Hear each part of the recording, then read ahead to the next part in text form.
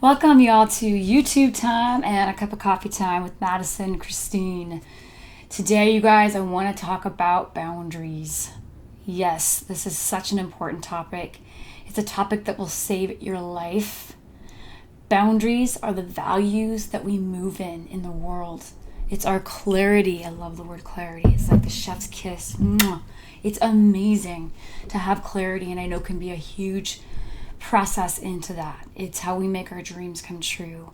It's how we create relationships that are long lasting and genuine and growing and beautiful.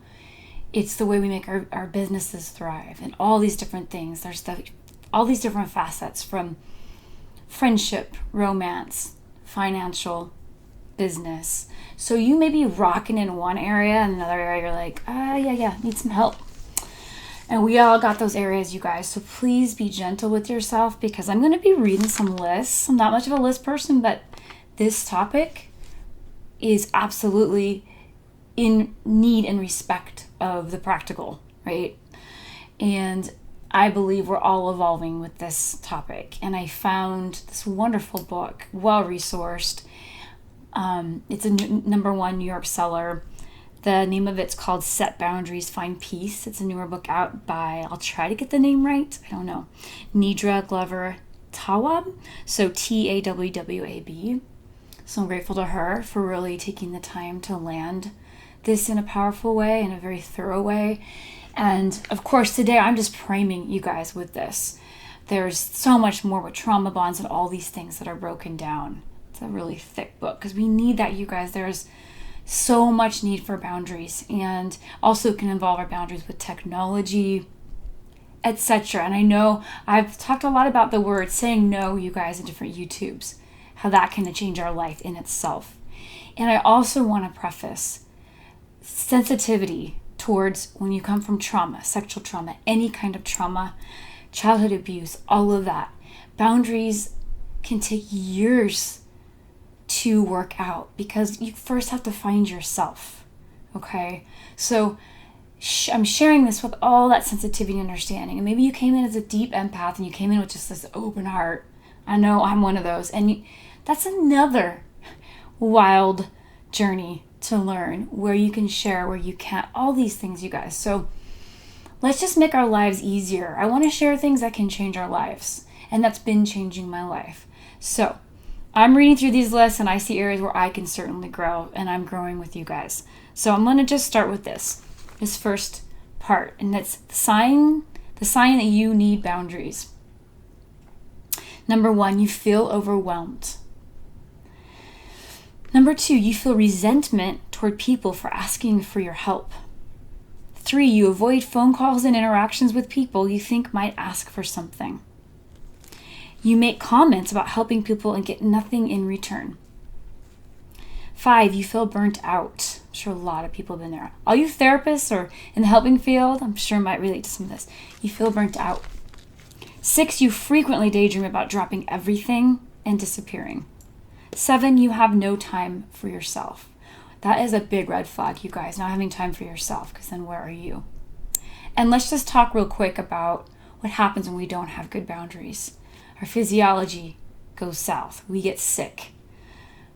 Relationship breakdown. It's not pretty. So it's really worth learning and changing for not just for the psychological well-being, but for our physical, well-being. So clarity saves relationships, you guys.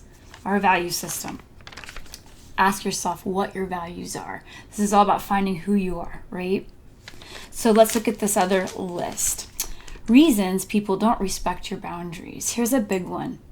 It can be a painful one, but again, it's also an opportunity to grow. You don't take yourself seriously.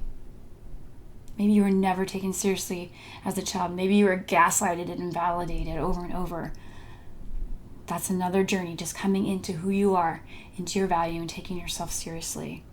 You don't hold people accountable. Again, this is reasons why people don't respect you. You don't hold people accountable. So you might say that first no, and then you kind of fall back into your old patterns and it's not followed through. You apologize for setting boundaries. That's a big one, you guys. Learning the unnecessary apologies that can really degrade us, actually, and lower our self-value. You allow too much flexibility. You speak in uncertain terms. You're not quite sure and it's not coming out clear. You haven't verbalized your boundaries. They're all in your head. So that could turn into a bit of mind reading. You assume, or meaning you have an expectation that they're reading your mind. And the next one, you assume that stating your boundaries once is enough. It'd be nice if that was true, but it's not for a lot of people. You assume that people will figure out what you want and need based on how you act when they violate a boundary. So maybe you expect that when you get pissed or hurt by something, that they should just get it, when actually there's a need to assert a boundary. So you guys, boundaries are the gateway to healthy relationships. Boundaries are what teach us who's healthy for us and who's toxic and needs to go. Okay? So there also are, it's us communicating our expectations and needs. And no one's going to know till we do this. And it can be scary as hell at first for quite a while until we get more comfortable with that. So let's talk about some of those boundaries that don't serve us so well, that we probably all have experienced in different kind of ways or with different kinds of people.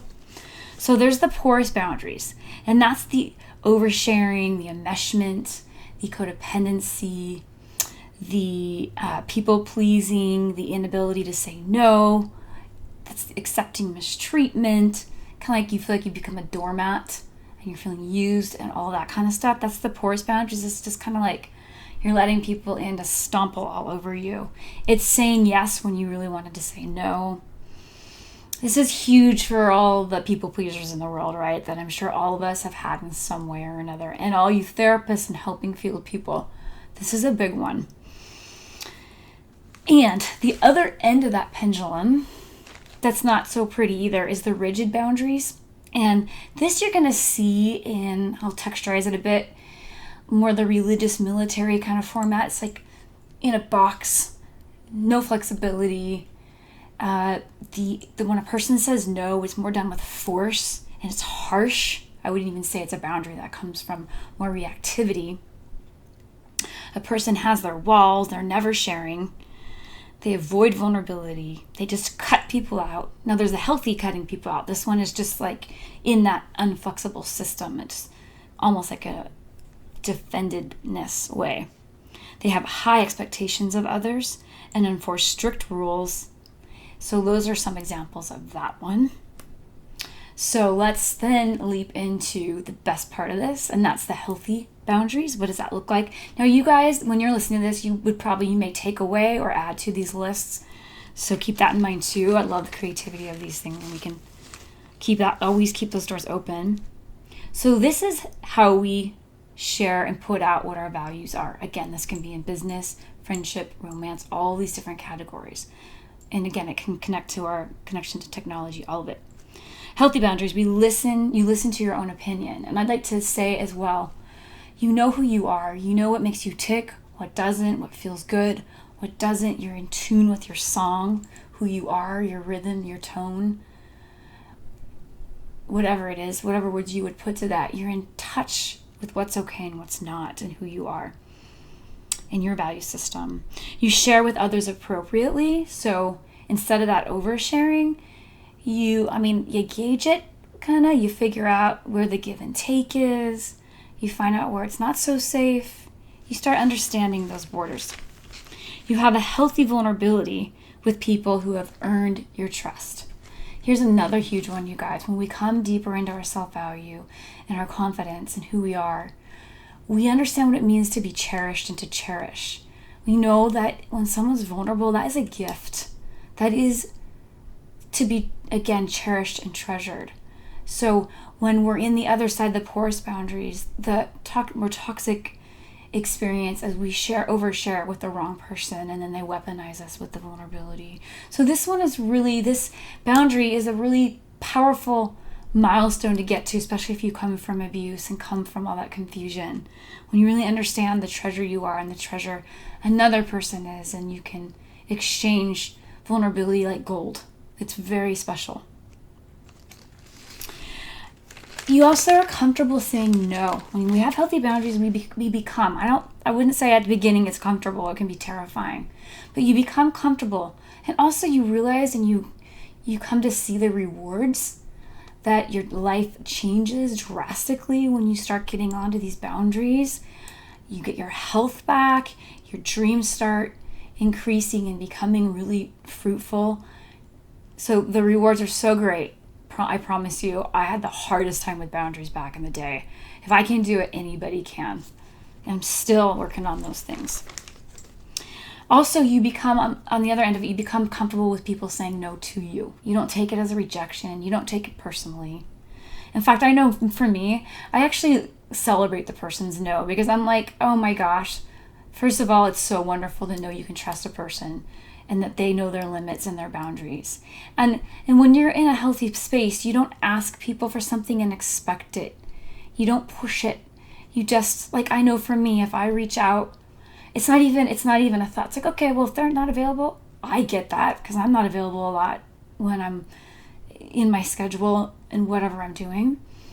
They'll find somebody else. Something will work, and we always have ourselves. Sometimes we're not meant to have someone help us. It depends what it is. So there lies the note sharing on boundaries. I hope you guys found this helpful.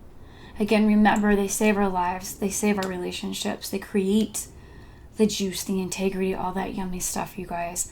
And so it's MadisonChristine.net if you're interested in one-on-ones, and please hit subscribe if this is supporting you. And also, please share these videos with people that you think it may support them and help them, and it also supports my own purpose as well. Thanks again, you guys. Have a wonderful day, eve, whatever time it is, and I'll meet y'all on the flip.